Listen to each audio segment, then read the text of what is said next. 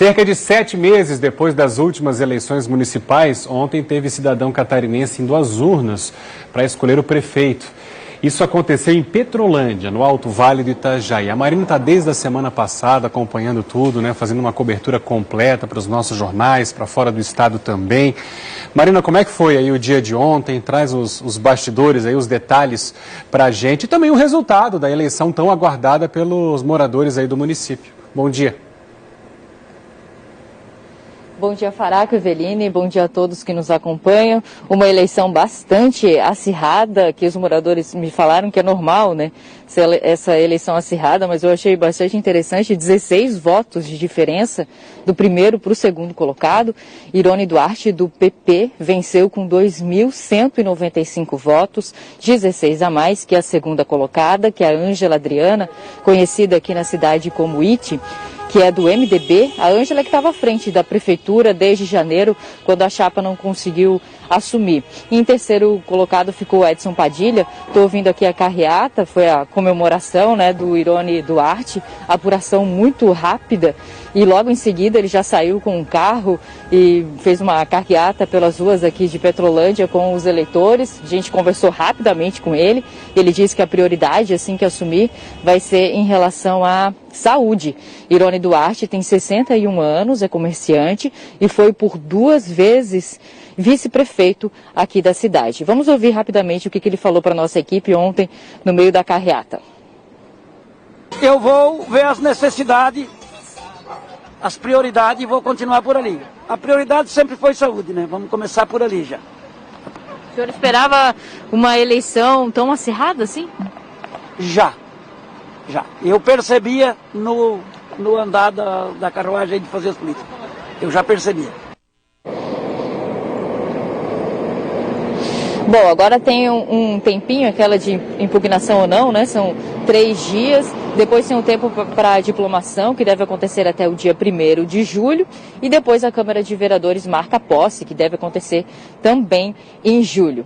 Essa eleição suplementar em Petrolândia foi bastante diferente, Os moradores estavam meio sem saber direito como que ia ser, todo mundo, Só 28 eleições suplementares aconteceram em Santa Catarina. Cerca de 5.000 eleitores foram às urnas, 11 urnas aqui em Petrolândia, em 5 locais de votação, uma aqui no centro e as outras em localidades mais distantes.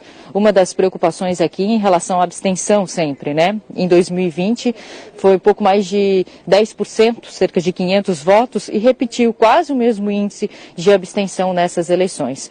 O TRE também fez auditoria de 2 urnas eletrônicas e os resultados foram bastante positivos, nenhum impasse, nenhuma irregularidade em relação à urna eletrônica. Essa auditoria foi acompanhada pela OAB e também por observadores de 2 organizações internacionais.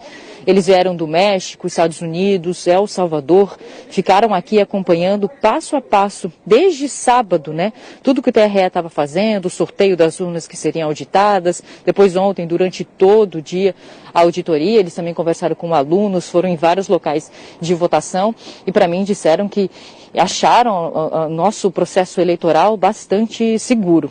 Ontem, eu e o Fabiano Souza acordamos bem cedinho, que é costume aqui na cidade, acordar bem cedinho também no domingo. Passamos por vários locais de votação para conversar com os eleitores. Pela manhã, a eleição começou às 7 horas da manhã, foi até às 5 horas da tarde. Pela manhã já tinha fila em alguns locais de votação. Vamos acompanhar como é que foi esse dia histórico para Petrolândia e também para Santa Catarina. Estava fazendo 7 graus quando Dona Terezinha caminhou até a sala de votação. Passava pouco das 7 horas da manhã. Aos 78 anos, Dona Terezinha até poderia dar uma desculpa e ficar de fora das eleições da cidade, mas fez questão de participar. São cumpridas, com certeza. Espero que dê tudo certo. Enquanto a gente puder votar, eu acho que é uma das obrigações de cada ser humano, De cada indivíduo brasileiro. E principalmente petrolandense. Esse orgulho em exercer o direito ao voto parece bem comum por aqui. Seu Heleno tem 81 anos. Eu voto porque eu gosto de votar. A votação em Petrolândia teve 11 urnas em 5 locais. Dona Delminda e seu Lauro votaram na comunidade de Indaiá, que fica a 7 quilômetros do centro da cidade. A gente apurou um pouco mais para fazer a obrigação primeiro, né? Assim, pra gente é estranho, porque nunca aconteceu, né? Mas já como tá ali, a gente enfrenta e faz. Vamos votar para ver se colocamos um prefeito lá dentro da prefeitura, então, né? Que vence o melhor, né? Desde os 18 anos, Ari trabalha nas eleições da cidade. Até para ele, com toda a experiência, o dia foi cheio de novidades. A gente sempre pensa assim, a democracia ela tem que sempre continuar. Então, por isso, ela é diferente, né, com esses observadores todos. Observadores internacionais acompanharam cada passo da votação. Começaram já no dia anterior, no sorteio das urnas que foram auditadas. A americana Anne Revel foi uma das observadoras. Ela integrou a Comissão Eleitoral Federal dos Estados Unidos e foi indicada pelo ex-presidente Barack Obama. Eu acho que em Brasil é melhor que nos Estados Unidos. Eu acho que comprovaram o resultado com tudo isso que ele falou e vai ser muito, muito mais fácil que nos Estados Unidos. Eles não fazem isso antes da eleição. Nicolas Noyola veio de El Salvador. É muito ordenado, as pessoas também respeitam muito a distância pela pandemia, a confiança no sistema eleitoral existe e também os esforços do tribunal e dos observadores internacionais para legitimizar este processo democrático. A eleição em Petrolândia começou e terminou sem confusão. É um exemplo de cidadania ao nosso povo brasileiro.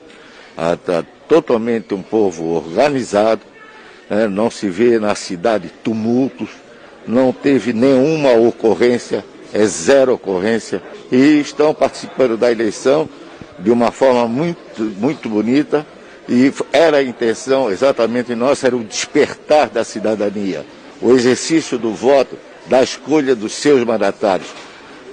O eleitor, é o grande responsável na demonstração da democracia nacional. E isso, aqui em Petrolândia, é um exemplo para todos os municípios do nosso Brasil. Petrolândia não foi a única cidade do país com eleições suplementares nesse domingo, né? Outros estados também fizeram a eleição, num total 5 cidades. Foi Santa Catarina, 2 cidades de Minas Gerais, Mato Grosso do Sul e Paraná. Por aqui, como o presidente do TRE falou, foi uma eleição extremamente tranquila, não teve ocorrência policial. A gente percebe que os moradores têm muito respeito por todo o processo e entre eles também.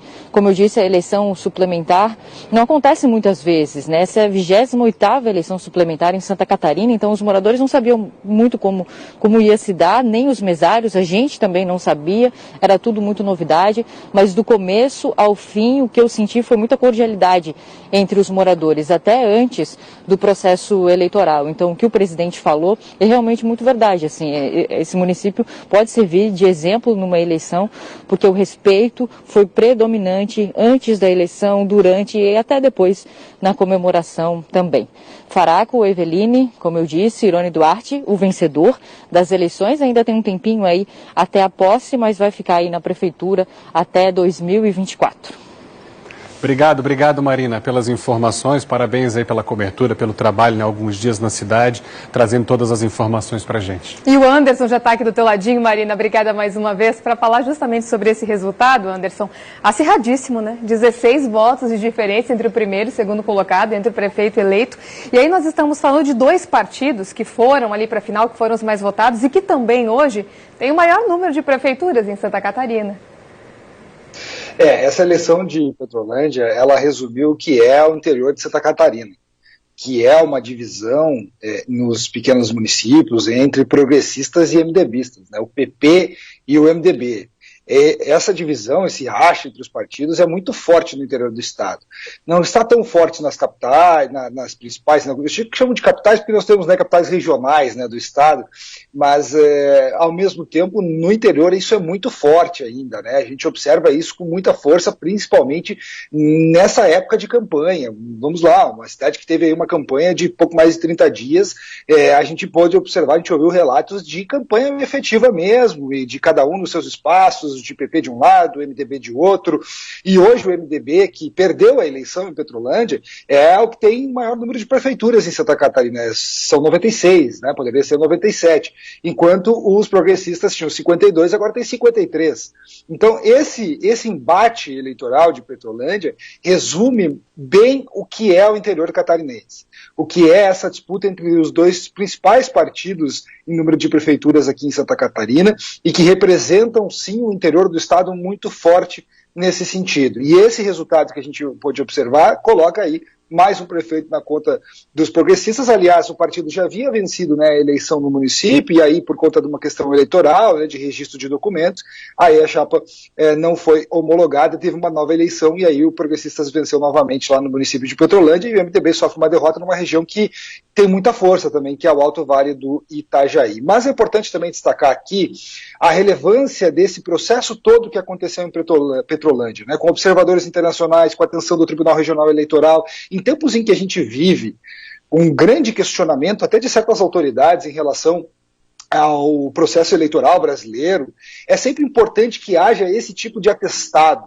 né, que a gente veja esse tipo de afirmação, essa comprovação de que não existe essa questão de insegurança em relação às urnas eletrônicas, o processo funciona, vem funcionando bem no Brasil, observadores internacionais que poderiam constatar algum tipo de irregularidade vieram aqui, atestaram, acompanharam todo o processo, e há esse processo de auditoria, de acompanhamento nas últimas eleições, com outros tipos de observadores internacionais. Então é mais um momento, serviu como um momento para mostrar para Santa Catarina que o processo funciona, de que o processo é legal, de que o processo é regular, e em tempos como esse é importante que haja esse tipo de movimento, de afirmação dos processos da urna eletrônica, de afirmação da legalidade dos nossos processos, da lisura da votação, ainda mais quando a gente olha para daqui um ano e pouco que nós temos mais uma eleição municipal, estadual e presidencial aqui no Brasil. Então, é importante que haja isso, é fundamental que haja esse tipo de comprovação para também afastar qualquer tipo